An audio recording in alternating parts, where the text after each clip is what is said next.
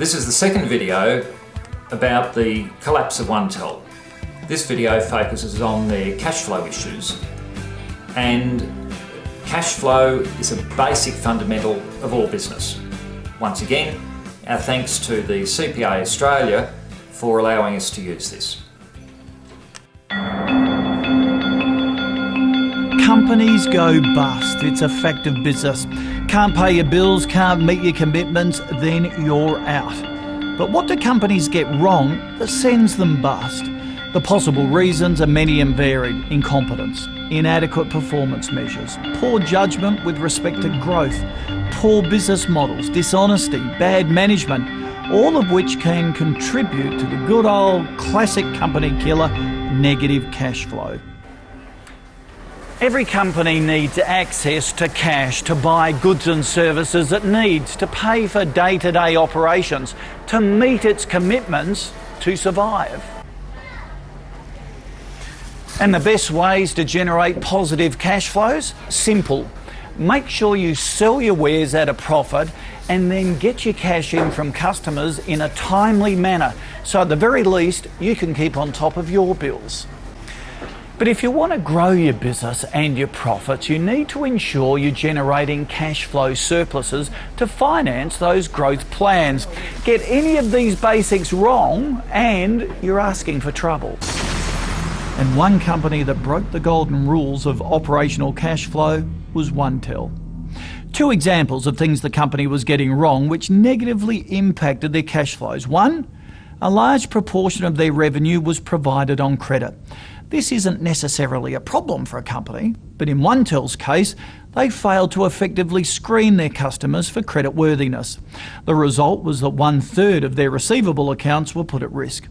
Two, to boost their customer numbers, they provided a service called Chat Time, which allowed subscribers to chat to each other at a discounted rate.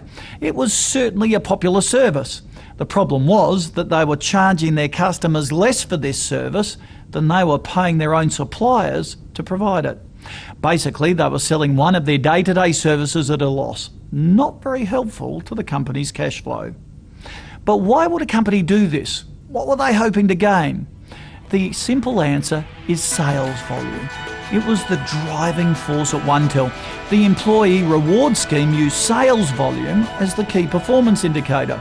The problem was that this emphasis on sales volume and not profits had a profound effect on the company's culture. Why worry about the quality of customers you're signing up and their ability to pay if it's going to impact on your bonuses?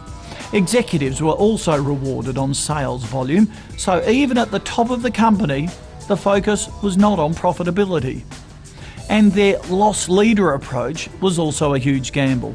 The theory was they offered one service at a loss and hoped that this would be more than compensated for when customers used the more profitable services that Untitled offered them. But there were no guarantees that this would work. Marketing and promotions were coming up with wonderful ways to attract customers. The trouble was that it appeared that nobody was working out the impact that these offers would have on the company's revenues and expenses. And judging by their bottom line, the impact was rather negative. Maybe Untitled believed that they could make significant profits out of this flawed customer base and marketing tack once they had built their own network and transferred customers to it. Or maybe they were hoping that their extraordinary subscriber growth would attract the attention of a competitor who would be prepared to acquire them at an inflated market capitalisation. This was certainly happening to other companies around the world.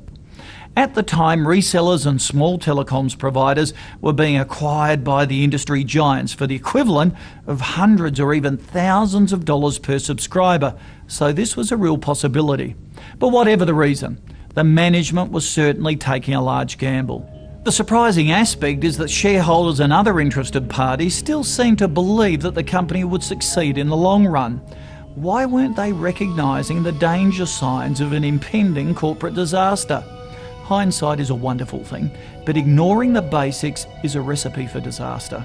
So, if you're going to invest in a company, what questions should you be asking? For one, does the company have a strong core business? The statement of cash flows for both 1999 and 2000 seemed to indicate that OneTel didn't. Secondly, are the company's operations strong enough to support its growth ambitions? The answer in OneTel's case was an emphatic no. The way it was managing growth broke all the rules. For instance, OneTel was attempting to significantly grow the company at a time when it was operationally weak. At the most basic level, revenues were less than expenses. This was compounded further in mid-2000 when its billing system was down for 6 weeks.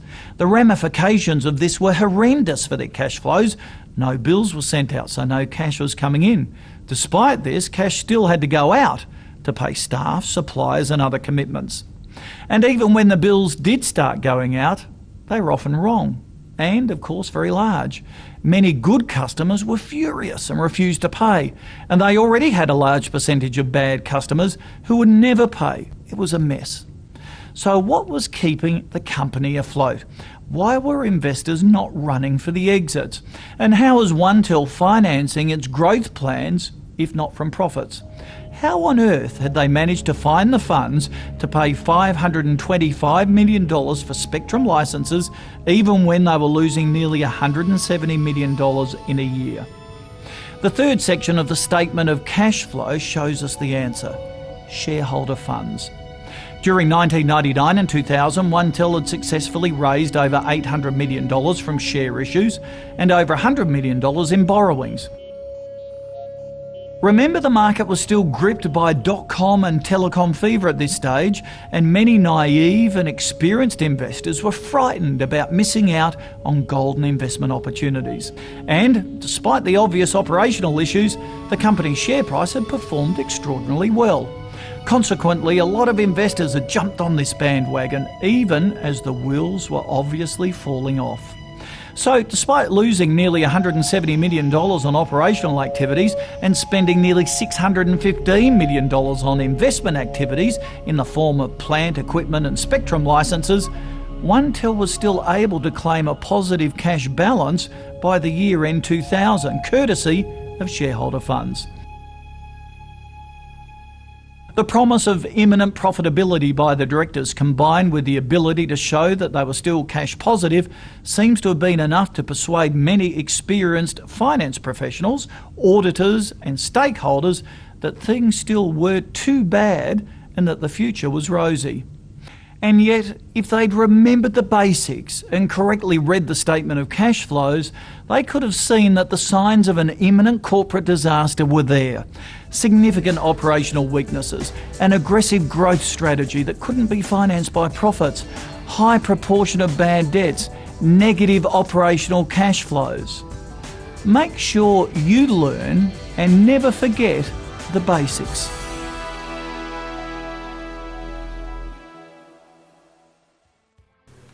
The same messages came through again.